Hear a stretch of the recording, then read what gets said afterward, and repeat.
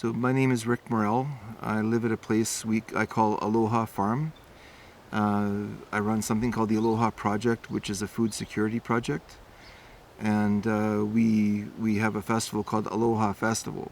So what's all the aloha, right? Um, when I was in Hawaii, I met an elder named Uncle Ted.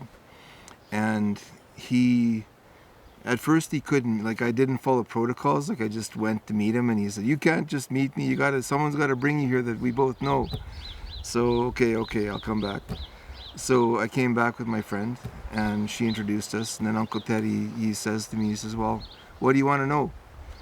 And I said, well, what kind of a man did an ancient Hawaiian consider to be a good man? And he looked at me kind of harsh and he says, like, what kind of man, royalty? And I said, no, farmer. He says, oh, okay, farmer. I teach you about aloha. He says, aloha, well, it means love, means hello, means goodbye. You know these things, it's true. But aloha man grows lots of taro, which is like their potatoes, right? Grows lots of bananas, all kinds of food. Lots, works hard. Somebody's hungry, family's too up to grow their own food, his word, not mine. They come to the farm for one day. They work that day and they take home enough food for a week. Nobody's hungry. Grows lots of food. Generous. There's a festival, donates the food. He's busy because he's growing all this taro, bananas, coconut, mango, whatever. But if someone's building a house, has time to help build the house. Has time to help build the road to the house. Says, Aloha man tells the truth. Aloha man doesn't start trouble, but if someone attacks the community, that guy's dead. And he's going to keep on teaching me, but my friend wanted to go home and I didn't know my way home without her, so I had to go. I learned later that working in Jim Kane's garden, doing aloha there, that from the perspective of the person who doesn't have the land or doesn't have the skills or the right personality to be day after day doing the things you need to raise food, that person that came for the day, they put in enough time to feed 50 people. It's not hard to grow food to feed people if you know what you're doing. So Aloha man's role within their society is to take care of the land and to do the things that need to be done from day to day to make sure the food keeps on flowing. And other people come in and help, and that's how they take care of food security. There's no money involved. And like when you're in that garden, when you're helping Jim Kane's place, there's like 10 of you, like you're not by yourself, feeling overwhelmed by life and by, whatever. I mean, me, I'm pretty self-motivated about that stuff, but there are lots of people that by themselves, it's an issue, right? So you're out there and you're talking about life and you're telling your stories and you're singing songs and whatever people choose to do. It's amazing feeling of community.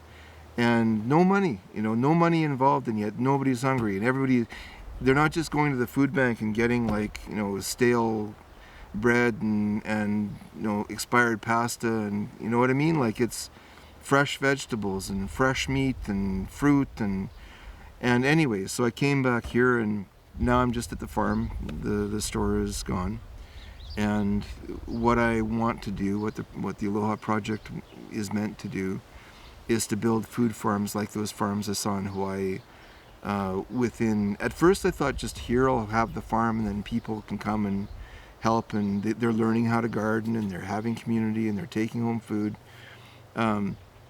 But this place is too far from the people that don't have money, like they don't have money for gas and they don't have cars.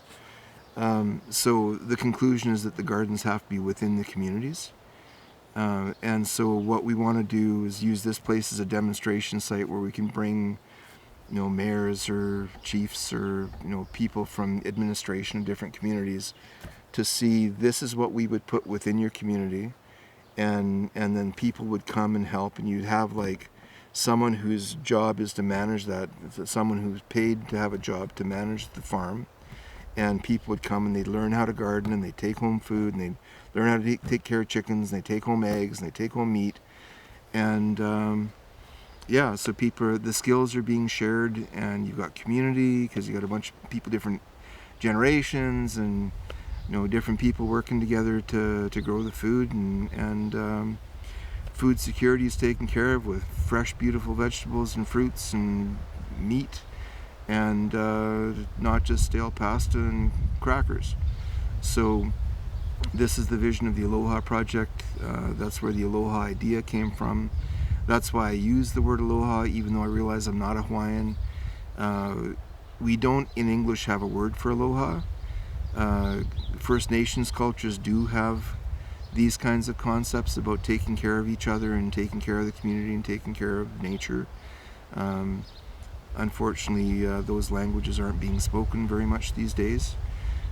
So the word Aloha just really nails what I feel is the right way to move forward in terms of building food security and building our future food supply. And yeah, so Aloha.